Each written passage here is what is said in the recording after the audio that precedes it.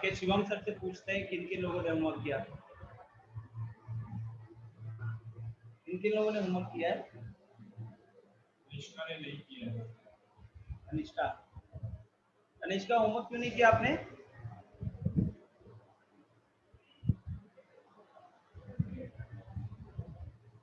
आदित्य ने नहीं किया है। Aditya unmute yourself. सर हम नहीं थे उस दिन क्लास में सर। आप क्लास में नहीं थे इसका मतलब क्या है? आपके सर ये लेसन नहीं पढ़े हैं। नहीं पढ़े हो मतलब आप वीडियो देखते, दोस्तों से पूछते, ये बहाना है क्या? तो आज की क्लास में फिर आप कोई डाउट नहीं पूछना, क्योंकि मैं हर बार यही बोलूंगा कि पिछले क्लास से रिलेटेड है। ये तो प्रॉपर एक्सक्यूज है और कुछ नहीं है। मैं जिस दिन एब्सेंट हूँ उस दिन का होमवर्क का टेंशन नहीं लेना, उस दिन सर ने क्या पढ़ाया उसका टेंशन नहीं लेना। नाम तो हमेशा स्टाइल में लिख दो, रिनेम कट्टर को। सीधे साधे बच्चे बनने की कोशिश करो, ठीक है? नालायक तो सब बन जाते हैं, लायक बनने की कोशिश करो। Kanishka, what happened? Why haven't you submitted your homework?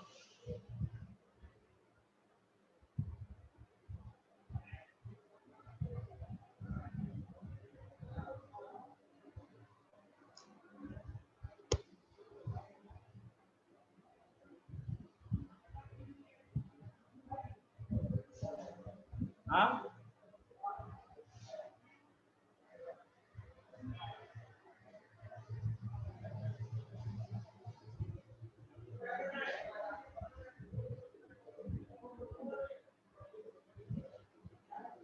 Good evening, Kartavya.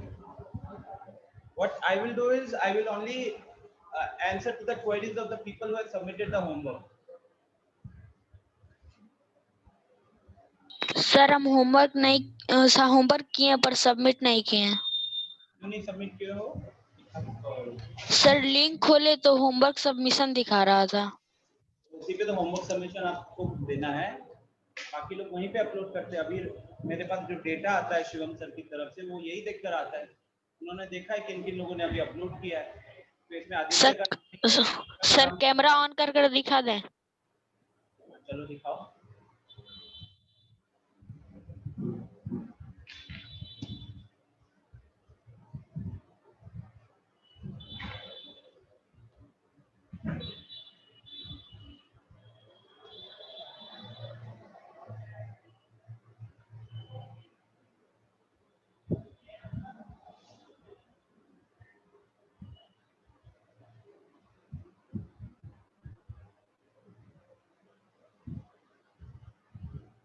Sir question number 4 नहीं किए।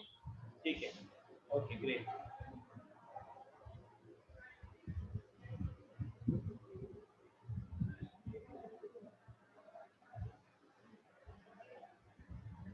हाँ रौनक, आपका डेटा है मेरे पास। प्रत्युष, क्यों होमवर्क नहीं किया? सर किए हैं। कहाँ पे होमवर्क? सर कॉपी में। सर पता है सर, होमवर्क लिंक से सबमिट करे थे सर, कैमरा थोड़ा मतलब सर उसमें सबमिट करे थे तो अच्छा फोटो नहीं आ रहा था, तो सर छोड़ दी। मैं देखता ना कितना सही है कितना गलत है। अभी तो फिलहाल कुछ नहीं, अभी तो आप अभी के डेटा के अकॉर्डिंग तो आपने सबमिट ही नहीं किया है। अगर है तो फिर कैमरा ऑन करके दिखाओ, जैसे कि अभी अभिनव ने दिखाया। यस सर कर।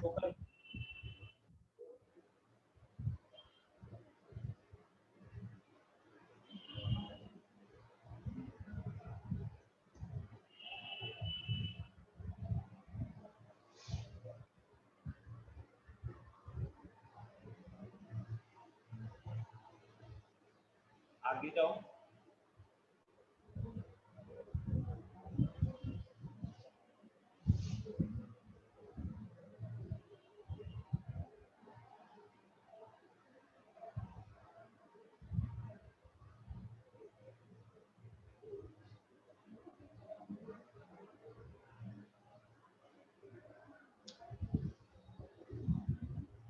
ठीक है प्रत्युष,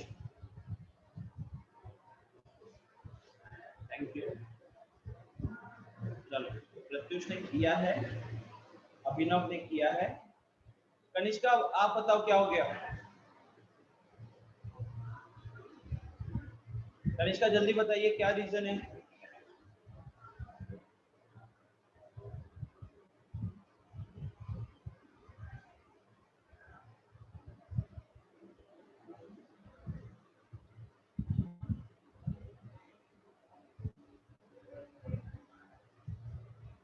आवाज लो आ रही है।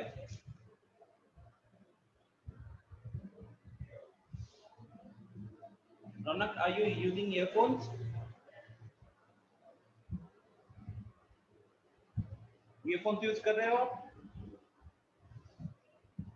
अच्छा, meanwhile I'll just change. Kanishka, what happened? जल्दी बताओ. Why are you wasting the time?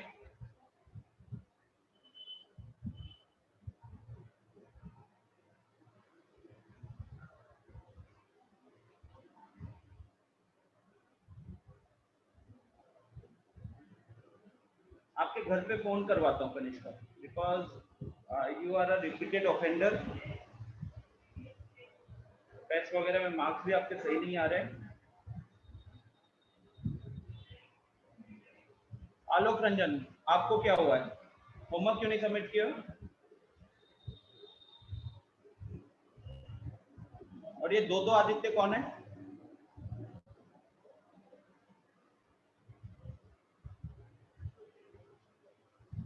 ये दो आदित्य कौन है? जल्दी बताओ भाई, मैंने नहीं तो रिमूव कर देना है।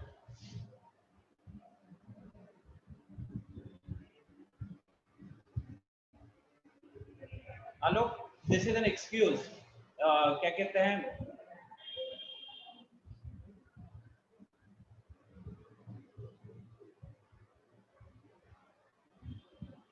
चलो आलोक के लिए फिर में हम बात कर लेंगे। तो शिवम सर, आलोक कह रहा है कि उसे बुखार था, ठीक है, और कनिष्का का कोई रिस्पांस नहीं आ रहा, तो आप एक बार कनिष्का के फादर को जरूर कॉल कीजिएगा। शायद अली अब्बास एब्सेंट है, एंड अच्छा है शायद अली अब्बास रिजवी, आपने होमवर्क क्यों नहीं सबमिट किया?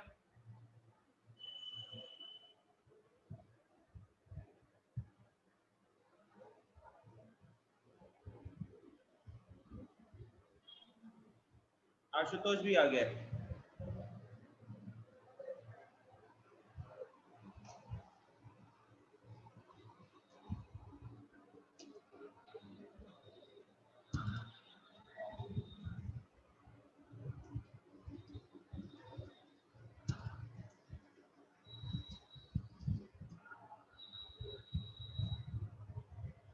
Ashutosh, quickly unmute yourself. Yes sir. Homework क्यों नहीं सबमिट किया? सर हम एक ही बना पाए इसीलिए। फिर make it question. Yes sir. कौन सा नंबर? First number. इसका हर बारी का यही बहाना रहता है सर। No sir. नहीं बना पाए। सर देखिए, वीडियो ऑन कर देते हैं। आशुतोष, एक क्वेश्चन देख के मैं क्या करूंगा? वीडियो ऑन कर सकते हैं सर, बनाए हैं। सुनो, कितने होमवर्क दिए थे मैंने? 5 क्वेश्चन। आप इकलौते स्टूडेंट हो जिसने होमवर्क करके बस बोला एक क्वेश्चन है, लेकिन क्लास में आपका परफॉर्मेंस अच्छा रहता है। इसका मतलब है आपने ठीक से ट्राई नहीं किया। नहीं सर, ट्राई किए लेकिन नहीं बना, रफ में किए थे। नहीं, रफ में किए थे वो बात नहीं है ना, ये तो प्रॉपर एक्सक्यूज है। आप देखो कि क्लास का 10-12 मिनट जो है वो खाली आपके होमवर्क के ऊपर जा रहे हैं। अगर हमारी क्लास होती है 75 मिनट्स की, तो 75 मिनट्स में अगर मुझे बार-बार मुझे एफर्ट डालना पड़ रहा है, शिवम सर को एफर्ट डालना आपके होमवर्क के लिए, तो ये वेस्ट किसका हो रहा है? आप लोगों का टाइम वेस्ट हो रहा है। This is an excuse. अभी जैसे कि ये कनिष्का का रिस्पांस नहीं आ रहा है। ट्राई किए थे लेकिन बना नहीं। ठीक है, देखते होंगे। उसके बाद आदित्य का एक्सक्यूज, आलोक कह रहा है उसे बुखार था। बुखार होने से भी आपके पढ़ाई लिखाई छोड़ थोड़ी देते हो। आपके गार्जियंस को देखो, उनकी तबीयत खराब होती है तो भी काम करते हैं, तो अपने जॉब पे जाते होंगे। आपको तो घर बैठ के क्वेश्चन सॉल्व करना, थोड़ा सा घर बैठ के टीवी तो देख ही रहे होगे। जब बुखार हो जाता है तब अभी भी पढ़ाई कर ही रहे होगे। तो ऑल दीज आर एक्सक्यूजेस, और इसमें लॉस खाली आप ही का हो रहा है और किसी का लॉस थोड़ी हो रहा है। यहाँ पे कुछ स्टूडेंट्स हैं जो हमेशा होमवर्क सबमिट करते हैं और उसका रिजल्ट अभी नहीं दिखेगा। उसका रिजल्ट दिखेगा जब फाइनल एग्जाम्स होंगे, जहाँ वो आपसे बहुत आगे निकल जाएगा। बेसिक सी चीज है। और आप खुद सोचो कि ऐसा कौन सा जगह होता है जहाँ पे आपके होमवर्क के पीछे इतना एफर्ट दिया जाता है। मुझे नहीं लगता कि और किसी ट्यूशन वगैरह में, किसी कोचिंग में इतना होमवर्क के पीछे आपको एफर्ट लगाए जाते हैं। इसका सिंपल सा रीजन यही है कि हमको पता है कि अगर स्टूडेंट होमवर्क नहीं कर रहा है, सिर्फ 5 क्वेश्चन मैंने आपको दिए थे, और अगर आप 5 क्वेश्चन सॉल्व नहीं कर पा रहे हो घर पे, टाइम नहीं निकाल पा रहे हो, ठीक है, तो इट सिंपली मीन्स कि you are not interested in studying. 5 question मतलब आधा घंटा, मान लो कोई बहुत ज्यादा वीक है तो भी 1 घंटा। अब अगर हमारी 3 दिन पे एक क्लास होती है और उसमें अगर मैं आपको 1 घंटे का होमवर्क दे रहा हूँ, तो क्या कोई ज्यादा होमवर्क दे रहा हूँ? आप अगर 1.25 घंटे की क्लास करते हो तो घर पे उसके ऊपर आपको मिनिमम 1.25 घंटा तो खुद से भी पढ़ना पड़ेगा, ताकि जो सर ने पढ़ाया वो आप अच्छे से कवर करो, प्लस अपने क्वेश्चन वगैरह प्रैक्टिस करो। गाइस प्लीज, हर बार मुझे को बोलना अच्छा नहीं लगता है, बट आपको समझना पड़ेगा कि this is very important for everyone. हमने भी अपने टाइम पे होमवर्क किया था, मुझे पता है कि जहाँ पे मैंने होमवर्क नहीं किया है या जिस सब्जेक्ट को मैंने सीरियसली नहीं लिया था, लास्ट में उन सब्जेक्ट में मेरे मार्क्स कम आए। लेकिन वही ये छोटा छोटा चीज जब आप करते रहोगे, होमवर्क करते रहोगे, तो अभी उतना फायदा नहीं दिखेगा, लेकिन जब बोर्ड के एग्जाम्स वगैरह होते हैं तब बहुत फायदा देखने को मिलता है। अभी तो देखो, आप स्कूल नहीं जा रहे हो, एग्जाम्स वगैरह ना के मतलब हो भी रहे तो नाम के लिए हो रहे हैं, बट पढ़ाई तो जरूरी है। इसका यूज, मान लो कि ये सेशन जो है वो कोविड के कारण इतना सीरियसली देखा नहीं जाएगा, एग्जाम में नहीं किया जाएगा, लेकिन आगे वाले सेशंस का क्या होगा? आगे वाले सेशन तो बहुत सिंसियरली देखे जाएंगे ना। वहां पे क्या करोगे आप? 8 की इतनी सारी चीजें हैं जो 9th में यूज होती हैं। अब अगर आप 8 की ये चीजों का थोड़ी सी नॉन सीरियस वे में लोगे, तो 9th में किसको प्रॉब्लम होने वाला है? कोई भी टीचर 9th को चीजों को पढ़ाएगा तो क्लास 8 के टॉपिक्स का रेफरेंस जरूर लेगा। अब जैसे मैं 9th में मेंस्ट्रुएशन चैप्टर जब पढ़ाऊंगा, तो मैं मेंस्ट्रुएशन चैप्टर पढ़ाने के टाइम पे क्लास 8 में जो मेंस्ट्रुएशन चैप्टर है जो अभी हम कर रहे हैं, मैं इसका रेफरेंस जरूर लूंगा। तो वहां पे फिर मैं I can not teach everything from the basic in every class ना। अब 10th के स्टूडेंट को हम एडिशन सब्ट्रैक्शन नहीं सिखाएंगे ना, हम यही रेफरेंस लेंगे कि आपने अपने अर्लियर क्लासेस में इसको सॉल्व किया हुआ है। This is a simple suggestion, सबको ही ध्यान से समझो कि ज्यादा होमवर्क, मेरे को नहीं लगता कि कोई भी टीचर आपको 50-60 क्वेश्चंस का होमवर्क दे रहा है। तो छोटा मोटा होमवर्क रहता है, कहाँ क्या करते हो क्या नहीं करते हो, यू नीड टू अपलोड। ठीक है, चलो, so will start the session now. And मेरा मेन टारगेट होगा वो स्टूडेंट्स जिन्होंने होमवर्क किया है, सबमिट किया है, और फिर उनको डाउट्स हैं। ठीक है, मैं एक बार हेडफोन चेंज कर लेता हूँ, माइक का प्रॉब्लम हो रहा है।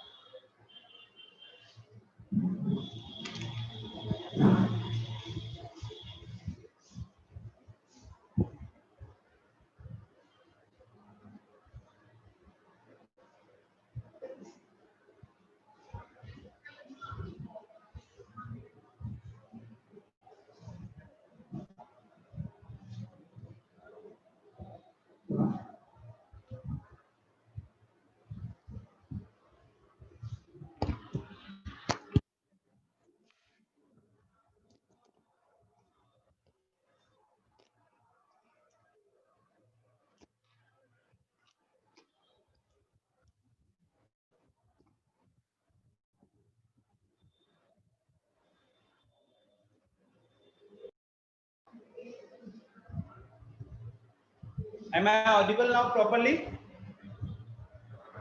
Yes, sir.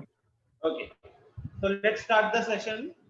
I gave you mensuration 11.1। ठीक है, mensuration में मैंने क्या बताया था कि हम लोग मेनली इस टॉपिक में क्या डिस्कस करते हैं? हम डिस्कस करते हैं पेरीमीटर एंड एरिया। पेरीमीटर कहीं ना कहीं बाउंड्री की बात होती है, एरिया जो होता है पेरीमीटर के कारण जो स्पेस कवर अप हो जाता है, that we consider as the area, right? ये शेप्स थे, ये rectangle, square, triangle, parallelogram, circles, इन सब का पेरीमीटर का फॉर्मूला क्या होता है, एरिया का फॉर्मूला क्या होता है, ये चीजें हमने लास्ट क्लास में डिस्कस की थी।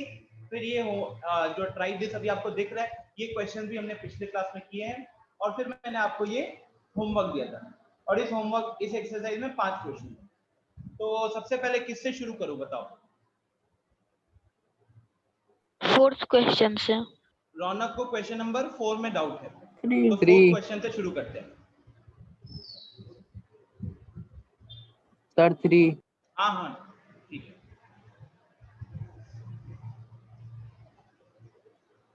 नाउ एक बार अगर हम क्वेश्चन पढ़ ले, क्वेश्चन कह रहा है अ फ्लोटिंग टाइल।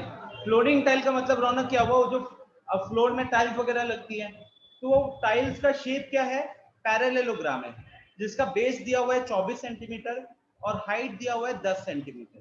ठीक है, तो ये एक टाइल का है, राइट, एक टाइल का। क्वेश्चन कह रहा है कि ऐसे कितने टाइल्स की जरूरत पड़ेगी ताकि हम एक पूरा फ्लोर कवर कर ले, और उस फ्लोर का एरिया कितना दिया हुआ है, 1080 मीटर स्क्वायर। ठीक है, साथ ही साथ लिखा हुआ है if required you can split the tiles in whatever way you want to fill up the corner. ठीक है, सो 24 सेंटीमीटर, 10 सेंटीमीटर, एरिया 1080।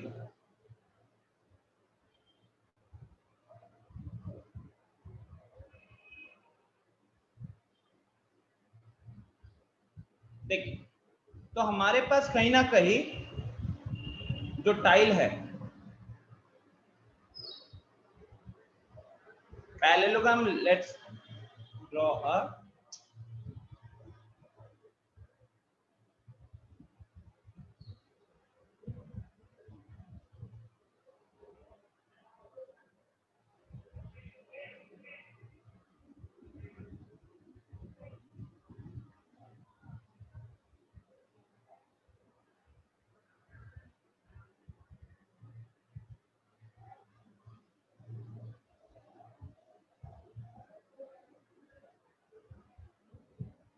ओके। अब देखो ये छोटू छोटू सब क्या है, ये है हमारे टाइल्स। इस टाइल का बेस है 24 और हाइट है 10। बेस है 24, हाइट है 10, और ये हमारा बड़ा सा फ्लोर है, राइट। और इस फ्लोर का हमको क्वेश्चन में एरिया कितना दिया हुआ है, 1080 मीटर स्क्वायर। ठीक है, नाउ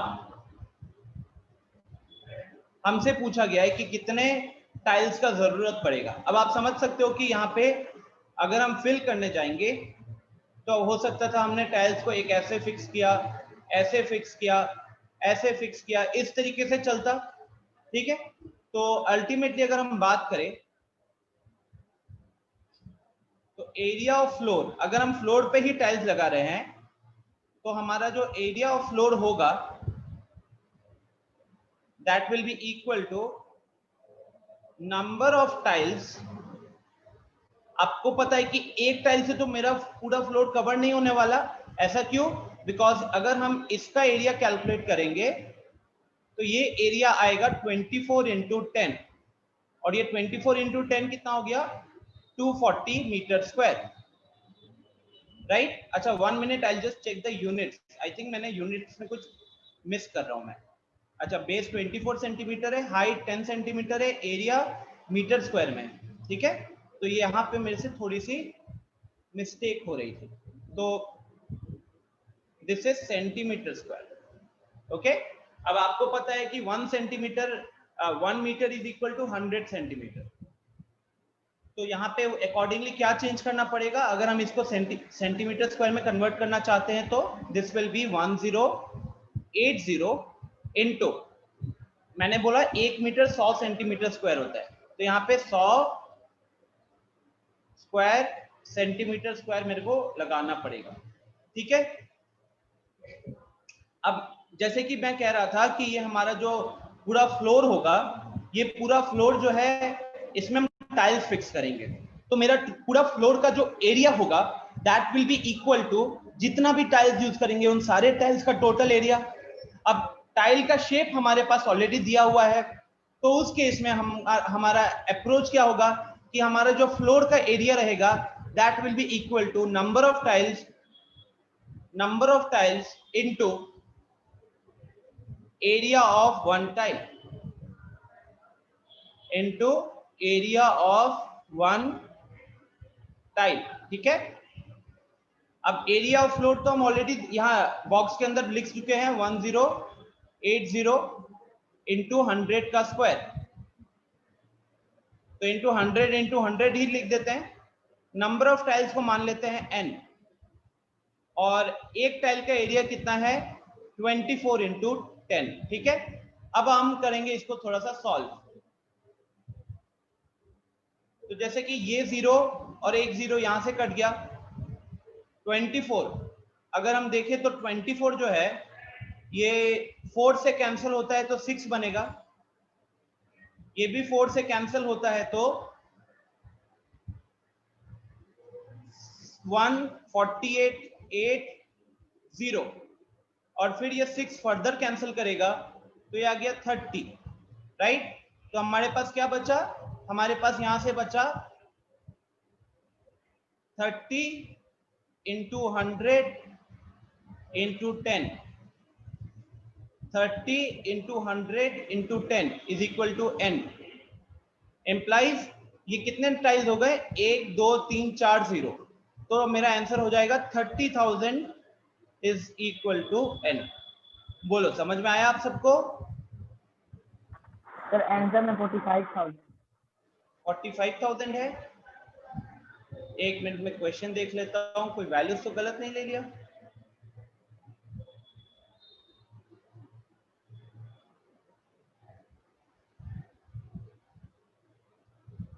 सर वहाँ डिवाइड में वहाँ गलती है। नहीं, यहाँ पे वैल्यूज में सब ये है, तो आई थिंक कैलकुलेशन चेक करना होगा। यहाँ 1080 में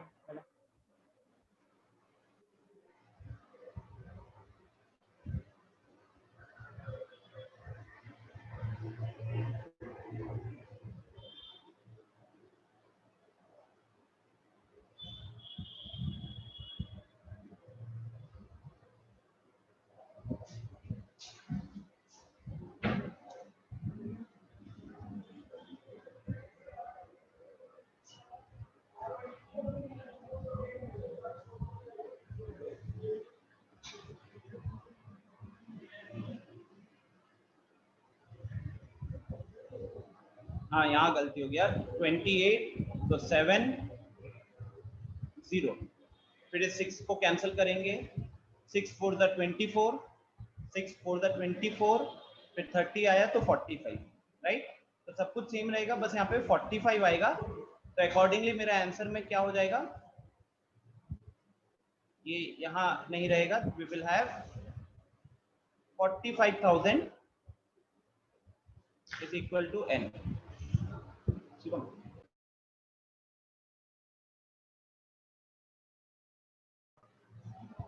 ठीक है, is it clear Raunak? Yes sir. तो will move to next question then. Question number 3 में फिर किसी ने बोला था, क्वेश्चन नंबर 3 का शेप देखिएगा, इस 3 का शेप ये हमने ऑलरेडी डिस्कस किया, ये क्या है, दिस इज अ रेक्टेंगल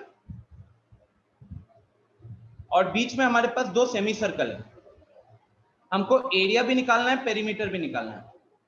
ठीक है, एरिया भी निकालना है और पेरीमीटर भी निकालना है।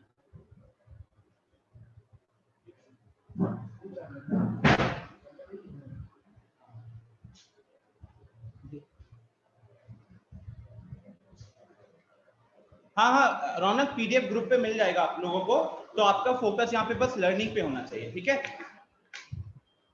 Thank you. अब सुनिए, आप लोगों को करना क्या है, यहाँ पे अगर मैं सबसे पहले पेरीमीटर की बात करूं तो पेरीमीटर में देखो यहीं पे कर देता हूं, ठीक है, या फिर चलो मैं इसको वहां ड्रॉ कर लेता हूं। तो this was my question number 4। Next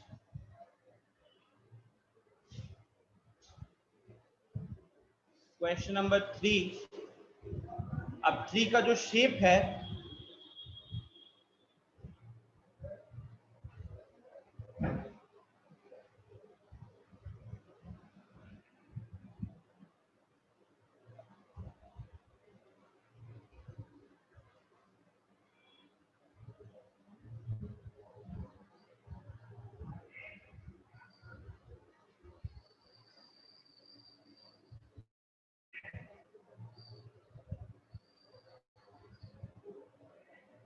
अब समझो गाइस, यहाँ पे क्या है कि यहाँ से लेके यहाँ तक इतना पूरा हिस्सा जो है इसकी वैल्यू दी हुई है 20, इसकी वैल्यू दी हुई है 20 और यहां से लेके यहां की वैल्यू है 7। अब आपको समझना पड़ेगा कि इसमें जो 20 है तो इस 20 में यहां से लेके यहां तक का भी पार्ट आ रहा है और यहां से लेकर यहां तक का पार्ट भी आ रहा है। एंड नाउ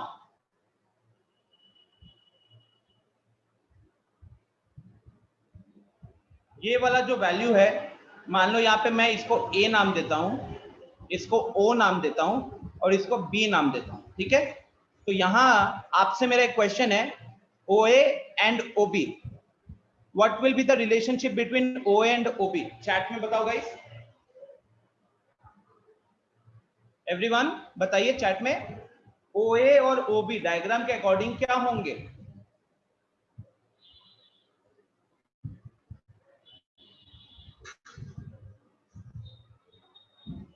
दोनों सेम सर्कल के रेडियस है ना, तो they will be equal. Reason क्या है? Radius of same circle, radius of same circle, ठीक है। अब बताओ ये 7 सेंटीमीटर क्या है? अगर मैं इसको C नाम दे दूं तो अकॉर्डिंग टू क्वेश्चन,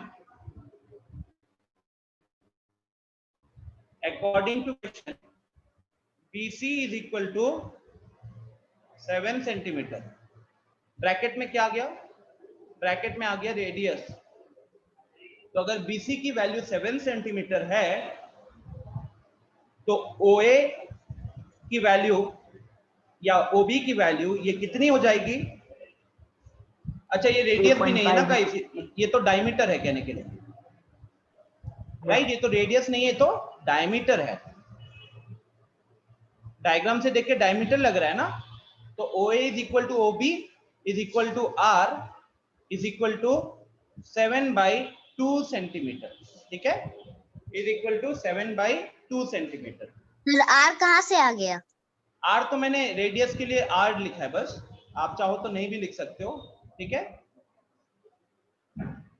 सो अब यहाँ पे ये वाला वैल्यू उसके हिसाब से कितना हो जाएगा? ये वाला वैल्यू देखो, ये वाला वैल्यू हो जाएगा 3.5 और यहाँ पे भी ये वाला वैल्यू हो जाएगा 3.5। तो लेंथ ऑफ रेक्टेंगल 13 सेंटीमीटर। हाँ, क्या क्या कह रहे हो? Length of the rectangle is 13 centimetre. Exactly. अब जैसे कि ये PB लेंथ है, हियर PB लेंथ जो होगा that will be 20 centimetre minus 2 into R। Tell me yes और नो। ये जो पूरा 20 सेंटीमीटर क्वेश्चन में दिया है, इसमें ये बीच में PB दिख रहा है ना, तो ये PB है प्लस इसके राइट में 3.5 सेंटीमीटर है प्लस इसके लेफ्ट में 3.5 सेंटीमीटर है, तो उसके अकॉर्डिंग ये कितना हो जाएगा? 20 minus 2 into 3.5 where you will get it as 13 centimetre. Sir unit centimetre में नहीं, मीटर में। मीटर है, मैटर नहीं करेगा, चलो सब सेंटीमीटर में रख लो, ठीक है, सारे सेंटीमीटर में रख लेंगे, कोई दिक्कत नहीं होगी। तो गाइस जिन जिन को दिक्कत था, क्या ये जो कैलकुलेशन हमने परफॉर्म किए हैं, is it clear? Sameer, yes, today is the last class, tomorrow and day after tomorrow you will have no classes because of Durga Puja, okay? तो इतना ही में आंसर खत्म हो जाएगा? नहीं नहीं, आंसर खत्म नहीं होगा। मैं कह रहा हूँ कि ये जो मैंने अभी तक जितना चीज किया, क्या ये समझ में आ गया आप सबको कि बीच में 13 सेंटीमीटर कैसे आएगा, रेडियस का वैल्यू 7/2 कैसे आएगा? ये दो चीजें आपको समझ में आ गई है? Yes sir. सबको समझ में आ गया? कर्तव्य, Yes, ये देखो, ये वैल्यू 7 दिया हुआ है। अब ठीक से देखो, ये 7 क्या है? ये 7 सेमी सर्कल का, ये जो 7 है ये सेमी सर्कल का डायमीटर है। तो अगर ये सेमी सर्कल का डायमीटर है तो इस सेमी सर्कल का रेडियस कितना होगा? वो हो जाएगा 7/2। तो अब OB का वैल्यू हो गया 7/2, OB और OA दोनों का वैल्यू सेम ही रहने वाला है, तो वहीं से मैंने ये 3.5 लिखा, यहाँ पे भी 3.5 लिखा। ठीक है, अब ये पूरा जो 20 सेंटीमीटर है, इस 20 सेंटीमीटर में क्या क्या चीज आ रहा है? इस 20 सेंटीमीटर में रेक्टेंगल जो बीच का जो रेक्टेंगल है उसका लेंथ आ रहा है, साइड में 3.5 एक्स्ट्रा, साइड में 3.5 एक्स्ट्रा, तो रेक्टेंगल लेंथ जिसको मैंने पीबी नाम दिया है ये हो जाएगा 20 माइनस 2 इंटू आर, आर वो बेसिकली 3.5, तो वहां से मेरा वैल्यू आ गया ये 13 सेंटीमीटर। तो I got the length of the rectangle to be 13 centimetre. Is it clear? Yes sir. So अब हमको निकालना है पेरीमीटर। पेरीमीटर की अगर बात करें,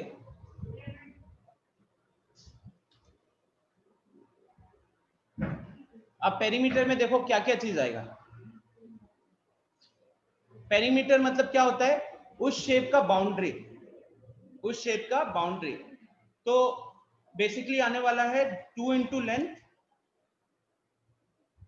2 into length of rectangle plus breadth. No, ठीक से देखो, क्या ब्रेथ पेरीमीटर में आएगा? पेरीमीटर का मतलब बाउंड्री होता है, तो रेक्टेंगल का जो ये साइड है या सेमी सर्कल का जो डायमीटर है वो तो अंदर है, तो पेरीमीटर में काउंट उसको नहीं करेंगे। आई एम रेक्टेंगल ऑफ क्या, length of rectangle plus guys, आप बाउंड्री देखो, बाउंड्री आपको कौन सा दिखा? ये पीबी लाइन दिखा कि नहीं? ये पीबी दिखा है, ऊपर सिमिलरली ये आपका क्यूसी दिखा है, राइट? तो PB plus QC plus 2 times of perimeter और सेमी सर्कल होगा।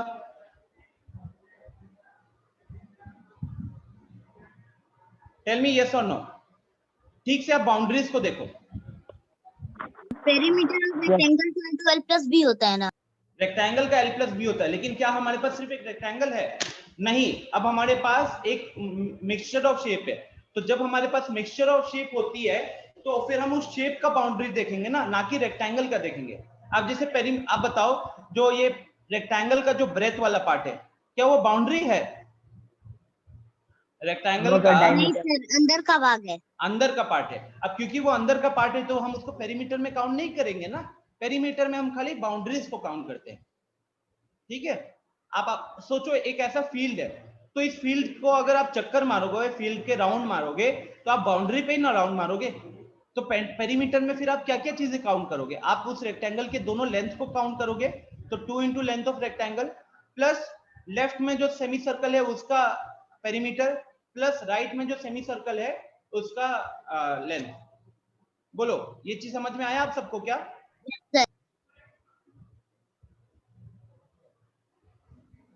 समीर, कुछ भी टॉपिक नहीं किया गया है।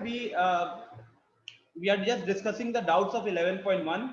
we have done only one question before this and this is the second question.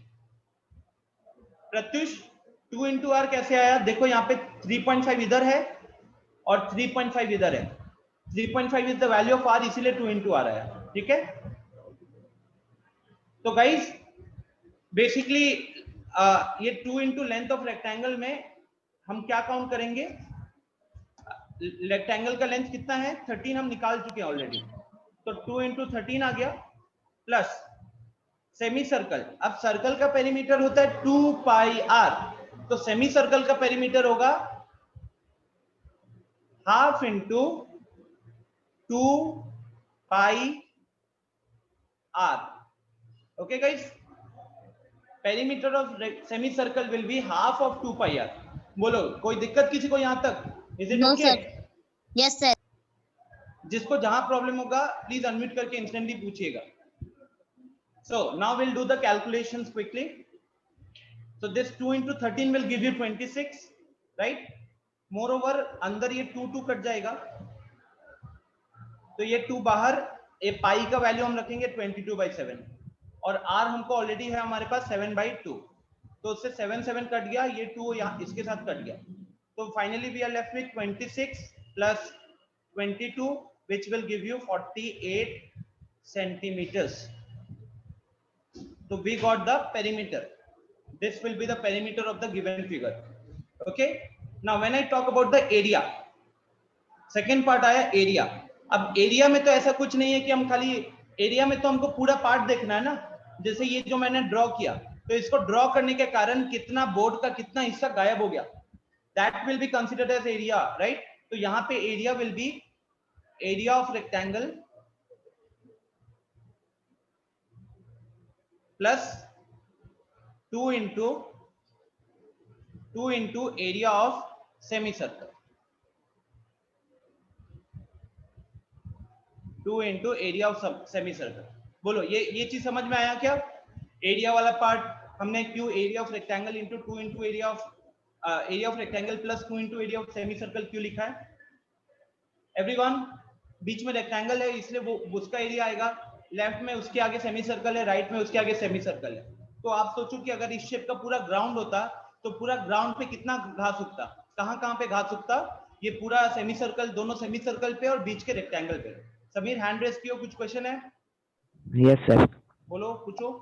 Sir दो सेमी सर्कल जो है उसको हम लोग एक कंप्लीट सर्कल भी मान सकते हैं। हाँ मान सकते हो, लेकिन जब क्वेश्चन सॉल्व कर रहे होंगे तो हम प्रॉपर अगर लिखना है तो हमको 2 into एरिया ऑफ सेमीसर्कल ही लिखना पड़ेगा, ठीक है?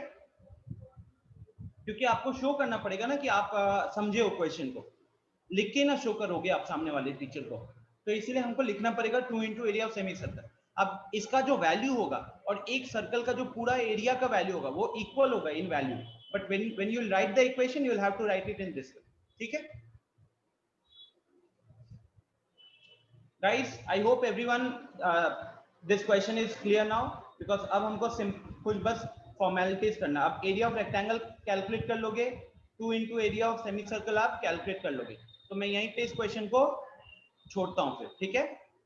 इसके आगे कैसे बनेगा ये बता दीजिए। एरिया ऑफ रेक्टेंगल क्या होता है? 2 into L plus B। Very good, गलत। What is L into B। L into B? L की वैल्यू कितनी है? 13 सेंटीमीटर। 13। और B की वैल्यू कितनी है? 7 सेंटीमीटर। 7 सेंटीमीटर। तो L पता है, B पता है, एरिया ऑफ रेक्टेंगल 13 into 7 91 हो गया। अब सर्कल, दो सेमी सर्कल का एरिया निकालना है, उसके लिए हमको क्या चाहिए होगा? R का वैल्यू चाहिए होगा। R का वैल्यू क्या हमको पता है? Yes sir. तो बस उस R की वैल्यू को यूज करेंगे और हम अपना सॉल्व कर लेंगे। पाई का वैल्यू कौन सा डालेंगे? पाई का वैल्यू आप बताओ। 7 R हमको 7 का मल्टीपल दिख रहा है ना, तो अगर R का वैल्यू 7 का मल्टीपल दिख रहा है तो पाई कौन सा यूज करना ज्यादा बेटर अप्रोच होगा? 22/7। 22/7, ठीक है? Is it clear guys? Everyone देखो प्रॉपर अच्छे से डिस्कशन कर रहा हूं ताकि आपको ये समझ में आए अच्छे तरीके से। डायरेक्ट सॉल्यूशन पे नहीं चल रहे हैं, सॉल्व करना होगा तो this is hardly a 30 second question. So चलो let's move to the next question. Chat में आया है number 5। An ant is moving around a few food pieces of different shapes scattered on the floor. For which food piece would the ant have to take a longer round? अब food एंट क्या कर रहा है? वो चल रहा है, कहाँ पे चल रहा है? बाउंड्रीज पे चल रहा है। तो अब आप बताओ कि क्वेश्चन में डायरेक्टली, क्वेश्चन में इनडायरेक्टली हमको क्या निकालना है?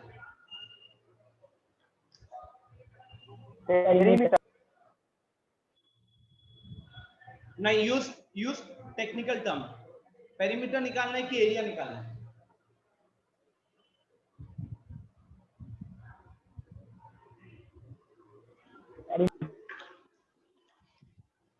आवाज नहीं आ रही, चैट में बता दो रौनक। Sir perimeter. पेरीमीटर निकालना है, राइट?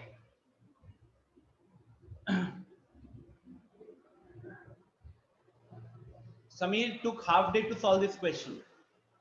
Sameer, I think अगर आपके पास टाइम था और आपने दिमाग लगाया तो well and good. That will directly, indirectly help you in the future. Okay? बाकी समझ में तो आ गया अभी, तो अल्टीमेटली जो आपकी गलतियां हुई होंगी वो भी आपको पता चल गया। तो गाइस देखो, यहाँ पे एंट की बात करोगे तो एंट ने यहाँ पे ऐसे चला और ऐसे किया, राइट? मान लो, तो ultimately we are talking about the perimeter here. तो अब इसका पेरीमीटर क्या होगा? इसका पेरीमीटर होगा half. This is a semi circle. अब गाइस थोड़ा सोचो अच्छे से, हाँ, ये अगर सर्कल है, 1/2 into एक मिनट सुनो, अगर ये 2.8 सर्कल है, सेंटीमीटर एडिशनल लाइन ऐड हो जाएगा। नहीं हम मेरे को ये पूछना है कि अगर एक सर्कल है जिसका रेडियस है r, तो इसका पेरीमीटर का फॉर्मूला क्या होता है, बताओ सबको ही। 2 into pi into r। 2 into pi into r, right. अब वहीं पे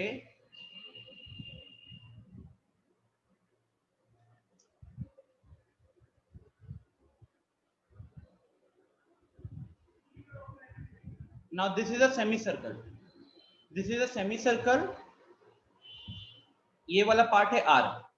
अब इसका पेरीमीटर क्या होगा, 1/2 pi r। अब जनरली यहाँ पे लोग 2 क्या pi करेंगे, r plus diameter। राइट। देखो लोग क्या करेंगे, लोग यहाँ पे लिखेंगे perimeter will be equal to half into, light दिख रहा है ना,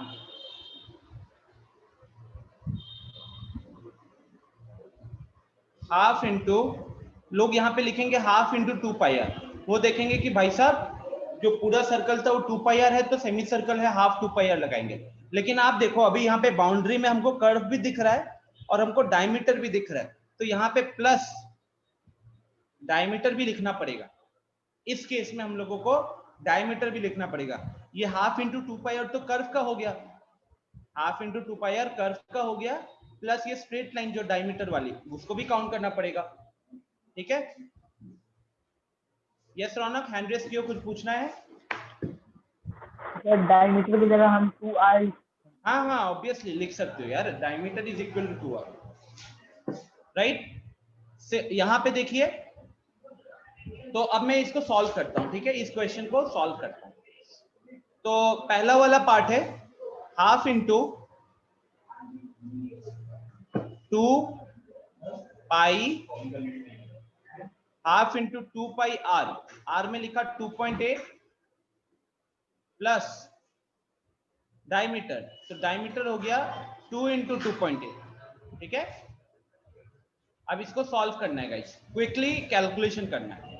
तो ये 7 4 द 28 होता है, 2.8 था तो 0.4 आया, ये 2 इस 2 को कैंसिल करेगा, तो ऊपर हमारे पास क्या बचा 22 इंटू 0.4, और यहाँ देखिए 2 इंटू 2.8, अब 28 इंटू 2 56 होता, तो 2.8 इंटू 2 5.6 हो जाएगा। यहाँ पे 22 इंटू 0.4 हमारा 8.8 हो जाएगा, 8.8 प्लस 5.6, इसको ऐड किया तो कितना आ गया, ये आ गया 13 प्लस 1 14, 14.4। तो मेरा इसका पेरीमीटर आया 14.4। कोई दिक्कत किसी को? Yes sir. कहाँ पे प्रॉब्लम हो रहा है बताओ? सर स्टार्टिंग में हाफ इंटू 2 इंटू 22/7 इंटू 1.4 होगा सर, 2.8 अरे नहीं। Yes yes yes, very good यार। तो लेट्स हैव अ 2 हियर, तो एक 2 यहाँ पे आ जाएगा, दिस विल बी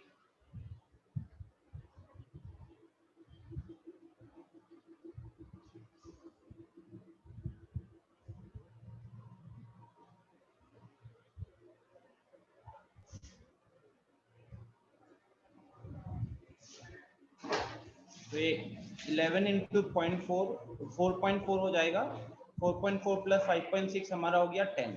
ठीक है, तो और यहाँ भी हाँ 10 हो गया, और यहाँ भी गलती हुई है, दिस विल बी ओनली 2.8 ना, क्लियरली 2.8 है।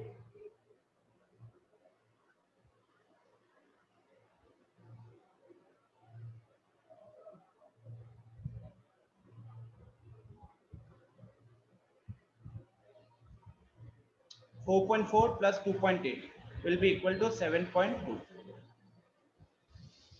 Now is it okay?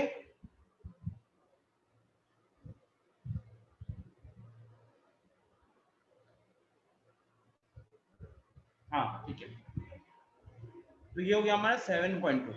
अब आते हैं सेकेंड पार्ट पे। सेकेंड पार्ट पे हमको क्या दिख रहा है, हमको सर्कल का कर्व दिख रहा है, प्लस हमको साइड में ये 1.5, लेफ्ट साइड में 1.5, राइट साइड में 1.5, और ये ऊपर का 2.8। तो अगर हम बी पार्ट का बी पार्ट का पेरीमीटर निकालेंगे तो ऊपर का 2.8 प्लस लेफ्ट और राइट का 1.5 1.5 प्लस 2 इंटू आधा सेमी सर्कल दिख रहा है खाली विदाउट डायमीटर, तो हम लिखेंगे 2 इंटू 2 तो नहीं आएगा sorry, half into 2 pi R, half into 2 pi R. ठीक है, अब ऊपर वाला पार्ट देखोगे तो 2.8 प्लस 3 हो गया और यहाँ 2 पाई आर में पाई आर बन गया, पाई आर बन गया तो 22/7 अपना पाई हो गया और आर का वैल्यू हो गया 2.8/2। राइट, तो अब क्या आप ये लोग सॉल्व कर लोगे, इसको कैलकुलेट तो कर लोगे ना गाइस, टेल मी। ये 2 और ये 2 Yes, तो sir. कट गया, पाई आर बचा, you will calculate this. Yes, sir. Everyone, कोई दिक्कत होगी किसी को तो अभी बताओ कहां पे ये हो रहा है। प्रत्युष कह रहा है कि ये 10.2 आ रहा है, चलो 10.2 लिख लेते हैं। तो यहाँ पे आ गया अपना यस सर 10.2 आ रहा है। ठीक है, अब आते थर्ड पार्ट पे।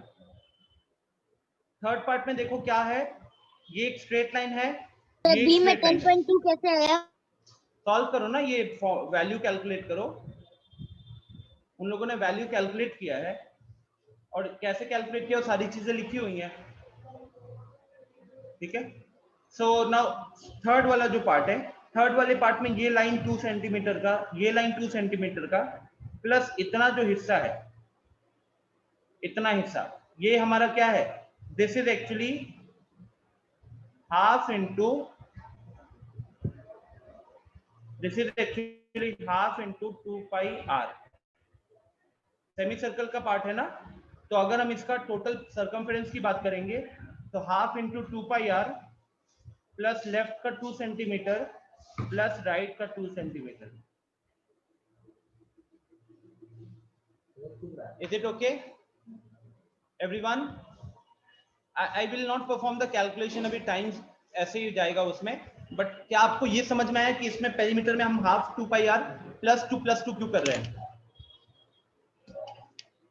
किसी को कोई प्रॉब्लम है? अभिनव, रौनक, अनीश, आर्या, प्रत्युष, कोई दिक्कत है? No sir. No sir. No sir. No, sir. Yes, Sameer, you can directly write perimeter or semicircle as pi r. Okay, चलिए, तो ड्राइंग्स खत्म किए हम।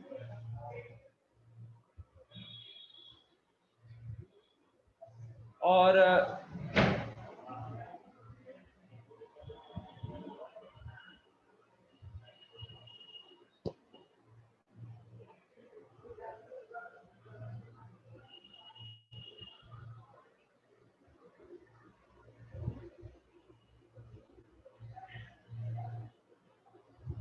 Three four five done. तो आई होप आपका डाउट खत्म हो गया यहाँ पे। Yes, sir. So we'll move forward then, right?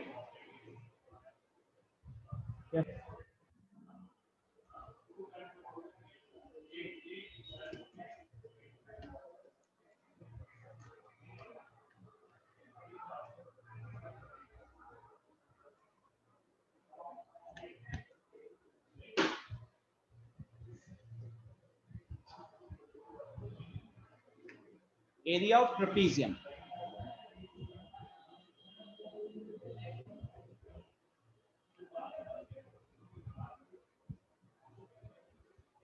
क्या हमने ट्रेपीजियम के ऊपर डिस्कशन किया है पहले?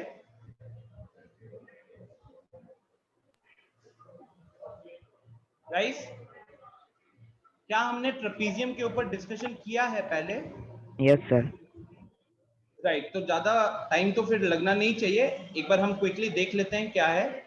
तो ट्रेपीजियम की अगर प्रॉपर्टी की बात करें, वो हमने चैप्टर नंबर 3 अंडरस्टैंडिंग क्वाड्रिलेटरल्स में हमने पढ़ा हुआ रहता है, राइट? तो एक बार बस उसका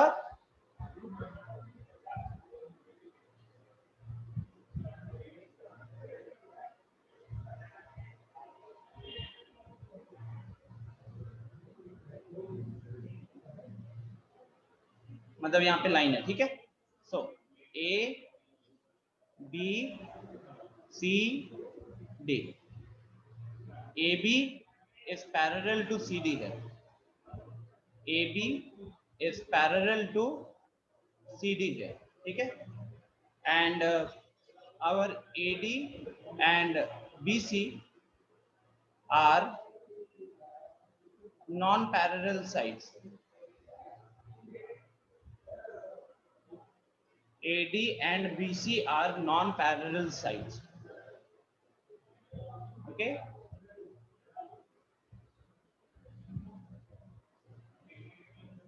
नेक्स्ट, यहाँ पे ना एक हाइट का बड़ा वैल्यू होता है, अगर आपको याद होगा तो चैप्टर 3 में हमने उसी के ऊपर मेन डिस्कशन गया था। तो यह हाइट जो होता है ना, height is actually the distance, ठीक है, perpendicular distance in fact. So let's write perpendicular distance. Height is perpendicular distance between the two parallel sides, ठीक है, perpendicular distance between the two parallel sides। तो अगर हम इसे ड्रॉ करें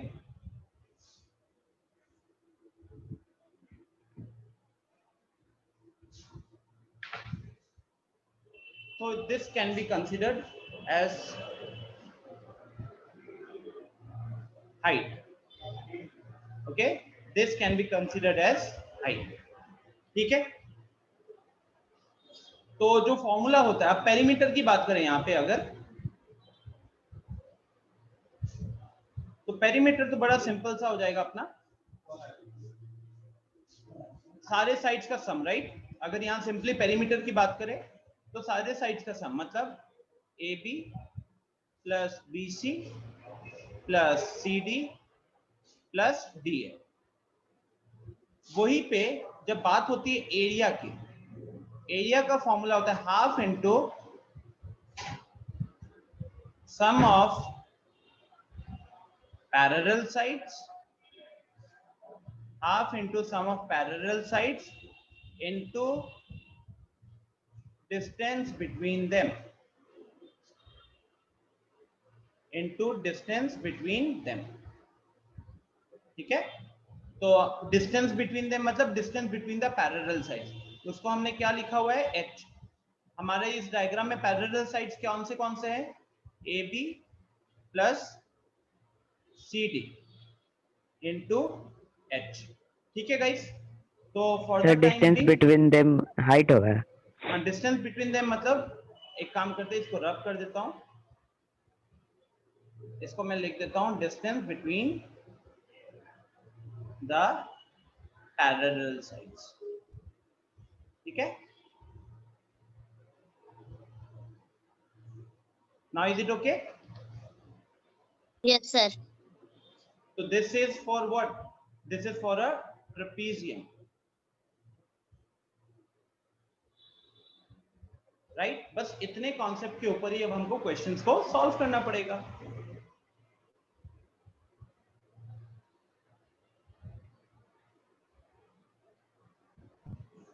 No, Sameer, we take the perpendicular distance. Perpendicular distance will always be same, ठीक है।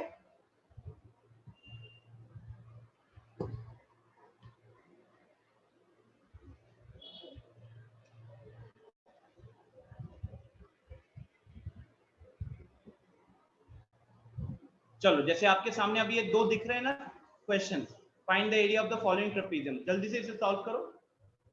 एक मैं सॉल्व कर लेता हूं। यहाँ पे जैसे पैरेलल साइड्स कौन सा है, 7 एंड 9, राइट। तो फॉर्मूला अगर लगाएंगे तो क्या आएगा, half into sum of parallel sides. तो पैरेलल साइड्स है 7 और 9 सेंटीमीटर का, into distance between them, distance है 3 सेंटीमीटर का। तो ये क्या, हाफ इंटू 16 इंटू 3, ये आ गया आपका 24 सेंटीमीटर स्क्वायर। जल्दी से हम मेरे को सेकंड वाला बताओ, एवरीवन जल्दी से मुझे सेकंड वाला बताओ।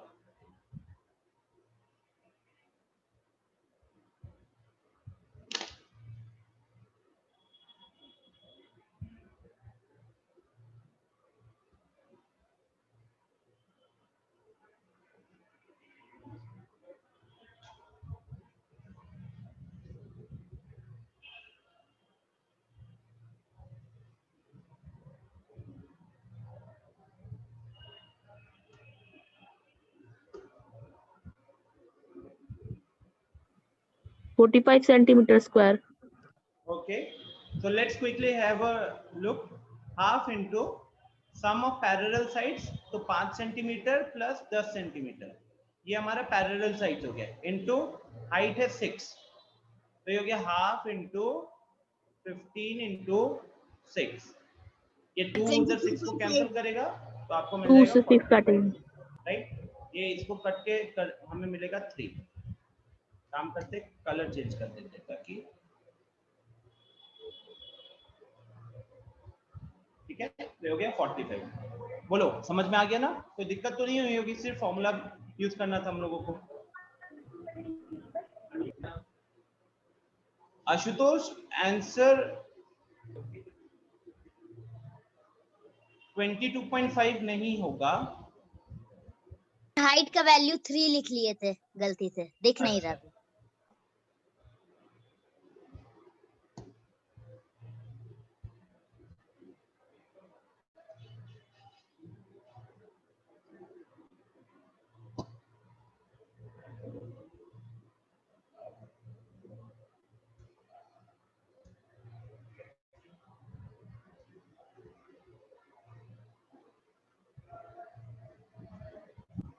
अच्छा यहाँ पे ना अलग अलग क्वाड्रिलेटरल्स का एरिया का फॉर्मूला डिस्कस हो रहा है, ठीक है, तो वो भी एक बार हम लोग क्विकली देखते हैं, फिर हम लोग क्लास को एंड करेंगे. तो ये ट्रेपीजियम हो गया, ट्रेपीजियम के बाद अगला बात करते हैं हम लोग सिंपल क्वाड्रिलेटरल का, एक जनरल क्वाड्रिलेटरल.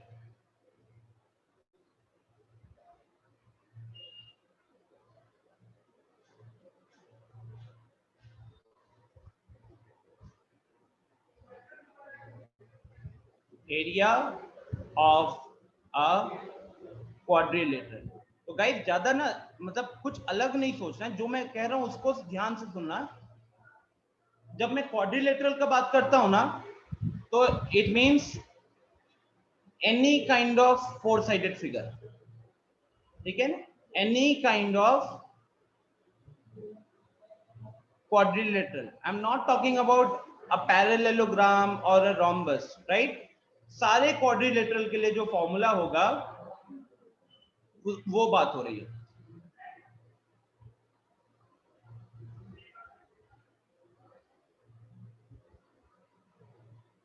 ठीक है, मान लो एक सिंपल सा मैंने 4 साइडेड फिगर लिया, A B C D, और यहां पे हमारे पास एक डायगोनल दिया हुआ था, मान लो AC, या फिर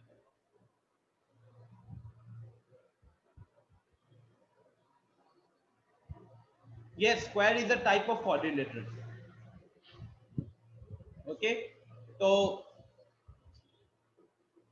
if I just write down the formula for area of a quadrilateral, अब आप जब बुक्स वगैरह में देखते होंगे वहां आपको दिखेगा कि area of quadrilateral is equal to half into diagonal into sum of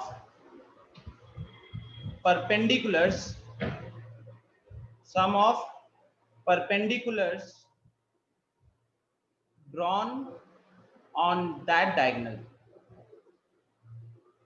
अब इसका कॉन्सेप्ट क्या है,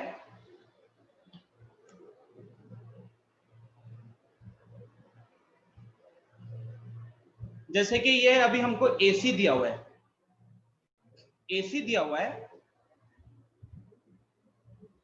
तो अब इस B पॉइंट से AC के ऊपर एक परपेंडिकुलर और इस D पॉइंट से AC के ऊपर एक परपेंडिकुलर, ठीक है.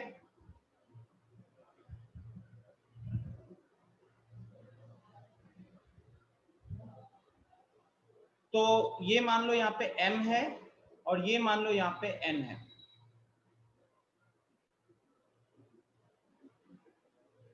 So in that case half into AC हमारा डायगोनल हो गया. अब AC के ऊपर उस ट्रपीज क्वाड्रिलेटरल के बाकी जो दो वर्टेक्स हैं, जैसे इस केस में बचा B और D, तो बी और डी से AC के ऊपर जो परपेंडिकुलर्स बन रहे हैं उन परपेंडिकुलर्स का length, sum of perpendiculars drawn on that diagonal, लेकिन वो कहां से बन रहा है, वो बन रहा है ऑपोजिट वर्टेक्स से।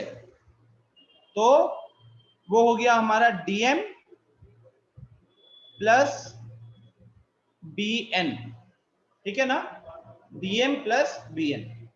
सो फाइनली इसको एक बॉक्स में डालते हैं, ये सबके लिए लगेगा, ठीक है, आप इसको कहीं भी यूज कर सकते हो। Therefore area of quadrilateral ABCD is equal to half into AC into यहां पे, अब ये नहीं कह रहा हूं कि हमेशा AC, अगर BD डायगोनल दिया हुआ है तो BD के ऊपर हमको पता होना चाहिए।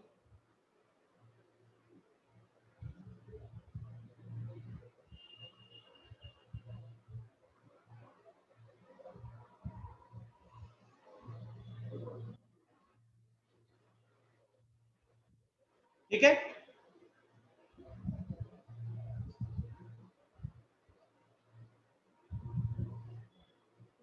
आपको यहाँ पे डायगोनल का लेंथ भी पता होना पड़ेगा और उस डायगोनल के ऊपर बी और डी से जो परपेंडिकुलर ड्रॉ किया गया ना उसका भी लेंथ पता होना पड़ेगा, तभी जाकर ये होगा। ठीक है, इज इट ओके गाइस? इसका छोटा सा डेरिवेशन क्या है जानते हो? छोटा सा डेरिवेशन देख लेते हैं।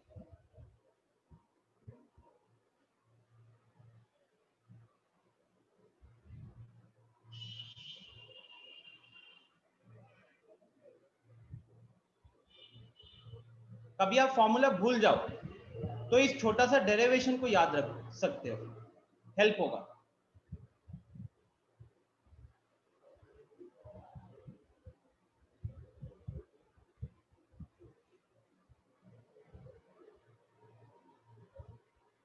What is the Hindi of derivation? क्या? Derivation का हिंदी क्या है? नहीं पता मेरे को, मैं इंग्लिश मीडियम से पढ़ाई किया हूँ गुवाहाटी में, तो हमारे स्कूल में पूरी इंग्लिश ही चलती थी। ये तो यहाँ आके मेरी इंग्लिश खराब हो रही है, हिंदी इम्प्रूव हो रही है। क्या हिंदी नहीं पता है? हिंदी पता है लेकिन इंग्लिश का ज्यादा यूज हुआ किया मैंने। सर तो मीनिंग क्या होगा? किस चीज का? गूगल बाबा से पूछ के बता दूंगा, ठीक है। अभी यहाँ पे फॉर्मूला का डेरिवेशन देख लेते हैं जो मेरे को पता है। सो गाइस नाउ लिसन, तो यहाँ पे here ABCD is a quadrilateral, right? ABCD is a quadrilateral and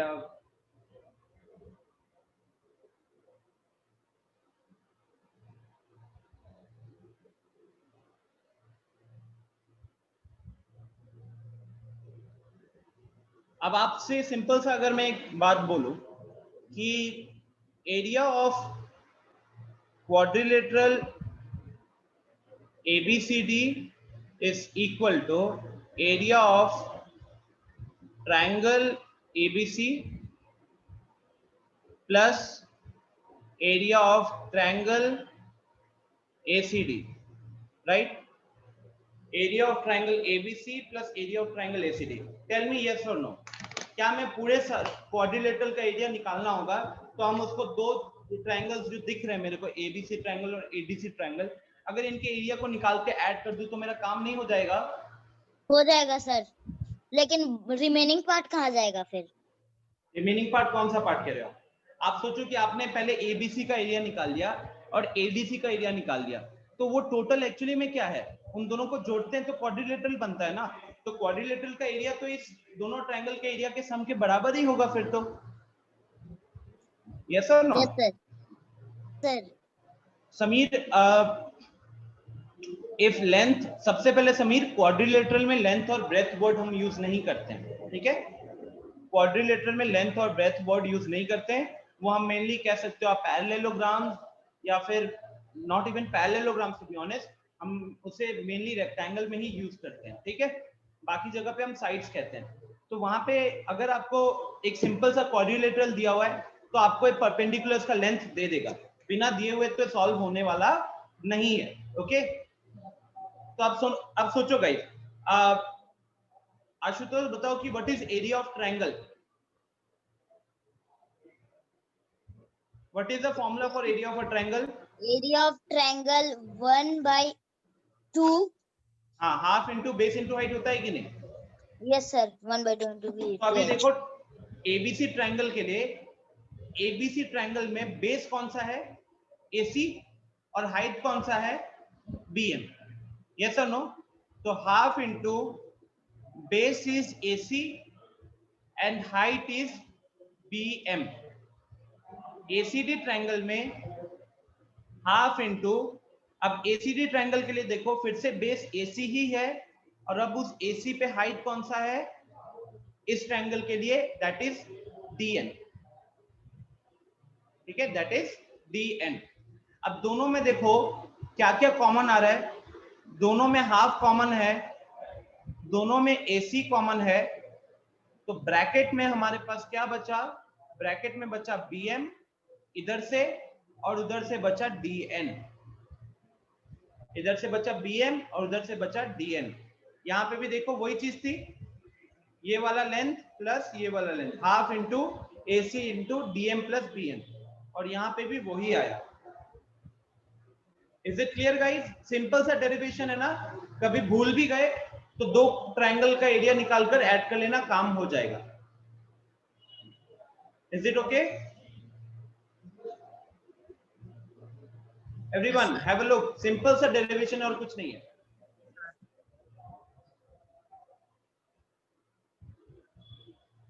okay, एकदम स्ट्रेट फॉरवर्ड डेरिवेशन है, ज्यादा दिमाग लगाना नहीं है। अच्छा, लास्ट पार्ट बच गया, 2 minutes more. Area of rhombus.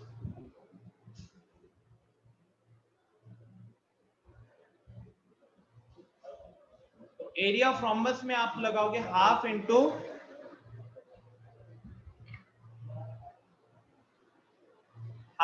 Product of diagonals.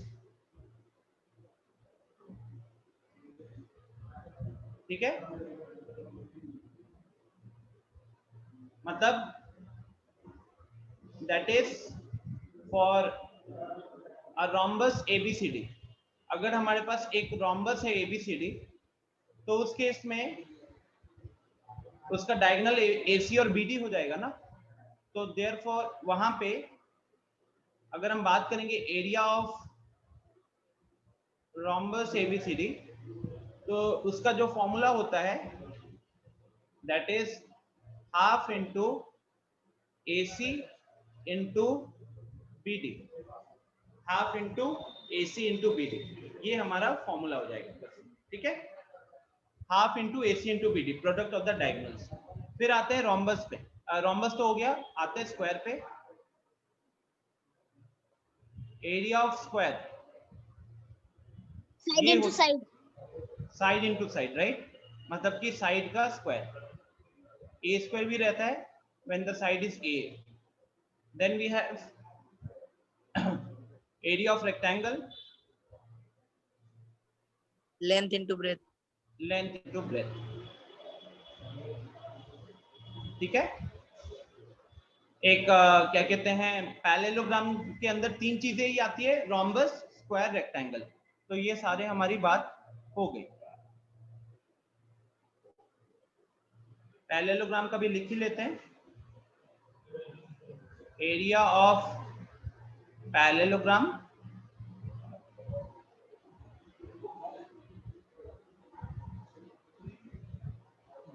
This is base into height. ठीक है, पैरेललोग्राम का एरिया होता है बेस इंटू हाइट। ठीक है गाइस, तो ये फॉर्मूलाज को आपको याद करना है और इन्हीं फॉर्मूलाज के बेसिस पे आपको क्वेश्चन सॉल्व करने हैं, राइट? हमने क्या टाइम स्पेंड किया अभी? सारे टाइप के क्वाड्रिलेटरल्स का एरिया निकालने का फॉर्मूला देखा है, और पिछले एक्सरसाइज का आपको होमवर्क डिस्कशन हुआ है। तो आपका काम होगा अच्छे से एग्जाम्पल्स को पढ़ो, उसके बाद एक्सरसाइज 13.2 सॉल्व करो, 11.2 सॉल्व करो।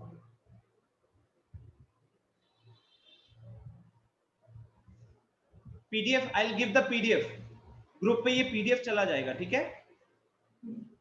तो आप लोगों का काम क्या रहेगा?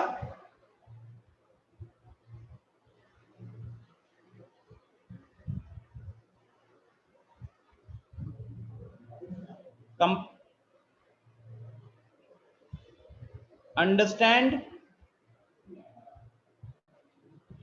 all the examples.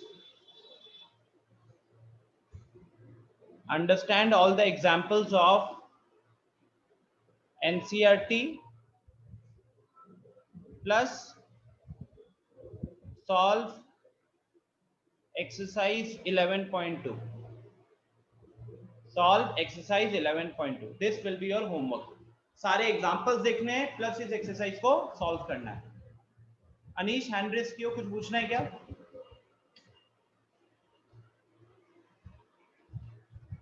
No, sir. So we are going to end the session. Happy Dussehra everyone. आपके पास अच्छा खासा टाइम होगा इसको सॉल्व करने के लिए. Bye sir. Bye everyone. Make sure कीजिएगा कि आप क्वेश्चंस कर. Thank you sir. You welcome. PDF में ग्रुप पे सेंड कर दूंगा, don't worry at all. So bye everyone, end करता हूँ यहाँ पे, ठीक है?